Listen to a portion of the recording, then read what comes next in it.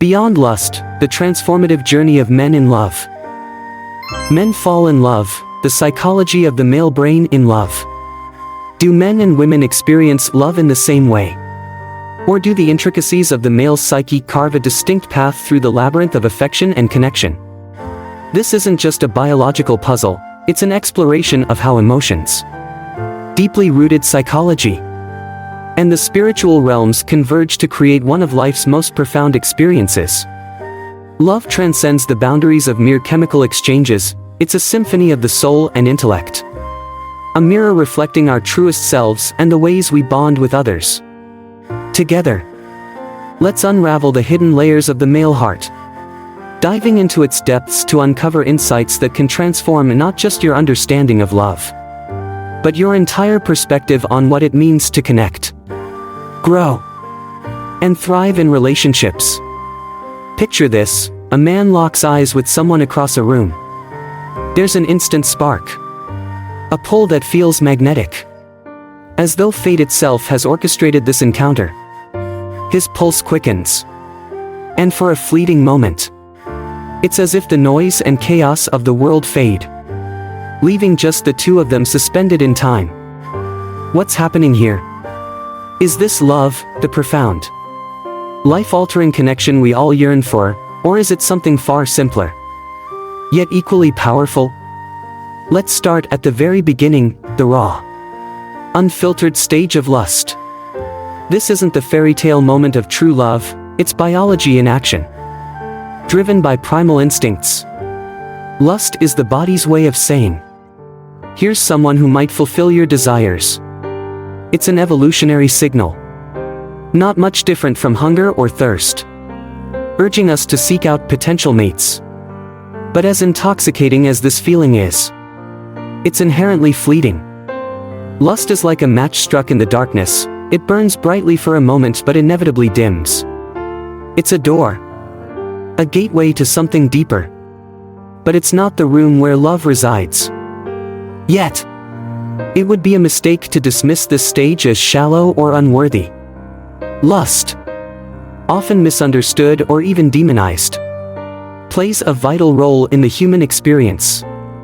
Without it, the spark that brings two people together might never ignite. Think of it as the first note in a symphony, brief but necessary to set the tone for the music to come.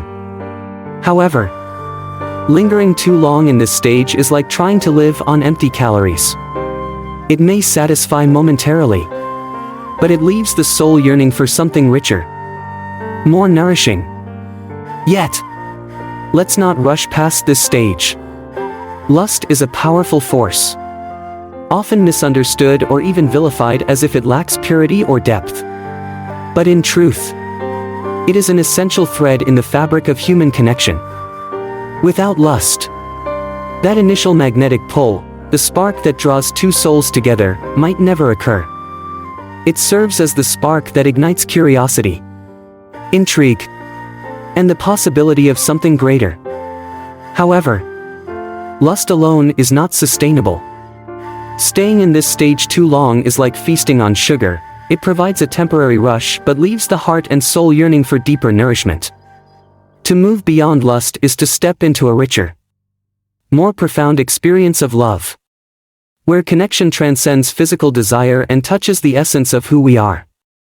And so, we move into the next stage, attraction. Here, the story deepens, becoming not just richer but layered with emotional textures that are both exhilarating and perilous. Attraction is that electric phase where emotions awaken, and you find yourself captivated by another, their smile, their laugh, the way their eyes light up when speaking about their passions. These details don't merely catch your attention, they weave a tapestry of fascination that feels both intimate and otherworldly. This stage triggers a symphony in the brain's reward system. Dopamine, the molecule of desire, floods your system, creating an almost invincible euphoria. You feel uplifted, unstoppable, as though this connection is the key to a hidden realm of happiness. But herein lies a subtle danger: attraction, with all its intoxicating intensity, is a double-edged sword. It can inspire profound connections. But it can also blind you to reality. The rush of attraction often shifts focus inward, centering on how the other person makes you feel, rather than who they genuinely are. This is where the wisdom of self-awareness becomes critical. True attraction isn't about possession or projection, it's about genuine discovery. It invites us to look beyond the surface and explore the essence of the other person, free from illusions or idealizations. When approached with mindfulness, this stage can evolve from fleeting fascination into a foundation for lasting intimacy. You see, attraction is not love, at least not yet. It's a deceptive phase. One where the emotions are so intense that they often mask reality. This stage tends to be self-focused. The allure lies in how the other person makes you feel, rather than a genuine understanding of who they truly are. In many cases, this is where projection comes into play. Psychologically speaking, projection occurs when we assign qualities, often idealized or imagined, to another person. You might think, they're perfect. They're everything I've ever dreamed of. But pause for a moment, are they genuinely embodying those traits? Or are you crafting an illusion based on your own desires and unmet needs? This phenomenon is both a blessing and a challenge. On one hand, projection allows us to dream and aspire, to see potential in another person. On the other, it can prevent us from seeing them as they truly are. This is where the teachings of great philosophers and spiritual masters like Lao Tzu or Buddha become vital. They urge us to look inward first. What parts of yourself are you projecting onto this person? Love, at its core, is not about possession or molding someone to fit an ideal. It's about understanding of the other person. Yes, but also of yourself. True connection begins with authenticity, with two whole beings sharing rather than searching for completion in each other. When we approach attraction with mindfulness, it becomes less about illusion and more about discovery, opening the door to love that is both profound and real. It's here that the wisdom of philosophy becomes invaluable, offering timeless guidance to navigate the complexities of love.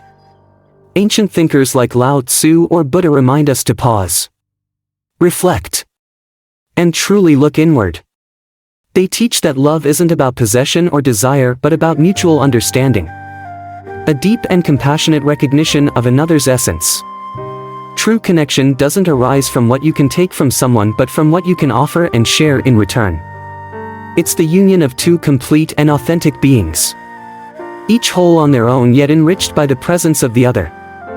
When viewed through this lens, love becomes not a search for completion but a celebration of shared growth and discovery, a dance of two souls aligned in purpose and presence.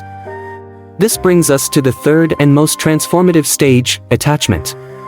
While the word attachment often evokes images of dependency or clinging, true and healthy attachment is a much richer and more profound experience. It's the quiet force that binds two individuals together through trust, mutual respect, and a shared history. Unlike the fiery rush of attraction, attachment is enduring and steady, like a river carving its way through a landscape, persistent, purposeful, and shaping everything it touches. It's the stage where love evolves from fleeting passion into a deep commitment that withstands the tests of time and circumstance. In this stage, the hormones oxytocin and vasopressin come into play.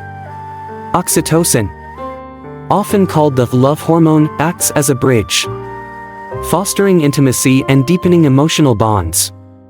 Vasopressin, on the other hand, fortifies commitment, encouraging loyalty and a sense of protection toward the other person.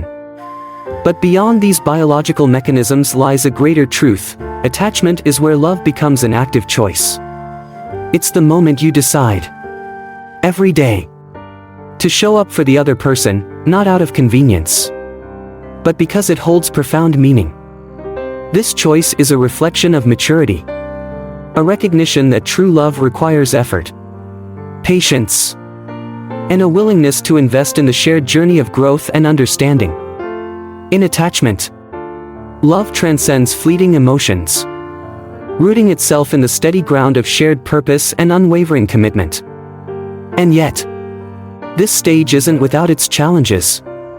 After the initial glow fades, many couples find themselves at a crossroads, where the romantic idealism of love begins to meet the reality of shared lives. This is the crucible where the real work of love takes shape. It's about navigating differences with grace, overcoming conflicts with patience, and learning to grow together rather than apart. Far from being a sign of failure, these struggles are a natural part of building something enduring and meaningful. The belief that love should always be effortless has been perpetuated by fairy tales and idealized notions of romance. But this couldn't be further from the truth. Just as a diamond forms under immense pressure, the most profound kind of love emerges through challenges and shared perseverance. It's not the absence of hardship but the willingness to face it together that defines the depth and resilience of a relationship. Let's talk about the mistakes we make along the way. One of the most common pitfalls is mistaking infatuation for love. Infatuation is blinding. It makes us overlook red flags, ignore our intuition, and sometimes even compromise our values. How often have you heard someone say, "I thought they would change," only to find themselves trapped in a cycle of disappointment? This isn't love, it's attachment to an illusion. Another trap is the belief that love can be won through manipulation or games. This idea, epitomized by strategies like making someone chase you, is not only misguided but inherently flawed. A secure, emotionally healthy person does not engage in pursuit, they build connections based on mutual respect and understanding. True love thrives in the soil of authenticity, not in the shifting sands of manipulation. When you rely on such tactics, you're not cultivating love, you're constructing a fragile power dynamic destined to collapse under its own weight. Real connection is born from openness, honesty, and the willingness to embrace another person without pretense or strategy. So, what does it mean to love deeply, authentically? It means embracing vulnerability as a strength, not a weakness. It means showing up, unapologetically, as your true self, flaws, fears, and all, and trusting that your authenticity will be met with acceptance rather than judgment. Loving deeply is about courage. The courage to engage in hard conversations, to confront fears that may have been buried for years, and to allow yourself to grow alongside your partner. It's about creating a space where both people can be seen and heard, where they can feel safe yet challenged to become the best versions of themselves. Love, at its core, is not a fixed destination but an ever-evolving journey. One that demands patience, persistent effort, and a profound grace for both yourself and your partner. At its core, love is an act of profound bravery. It's about stepping into the unknown, offering your heart fully, and trusting another person with the most vulnerable parts of your being. Love is not a transaction or a quest for someone to fix your broken pieces, it's a mutual journey of discovery and growth. It's about finding a partner who not only walks alongside you but also challenges and inspires you to confront life's complexities with resilience and grace. This courage is not rooted in certainty but in the belief that shared vulnerability can lead to unparalleled connection and strength.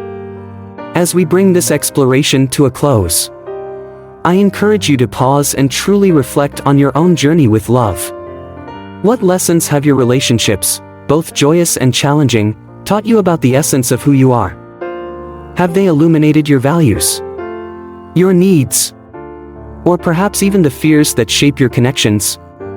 More importantly, how can these insights guide you to love more fully, with greater authenticity and depth?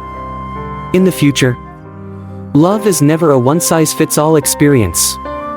It's as unique as the individuals who share it, shaped by their stories, struggles, and triumphs. By delving into both the psychological and philosophical dimensions of love, we equip ourselves to navigate it with a wisdom rooted in understanding and a purpose grounded in genuine connection.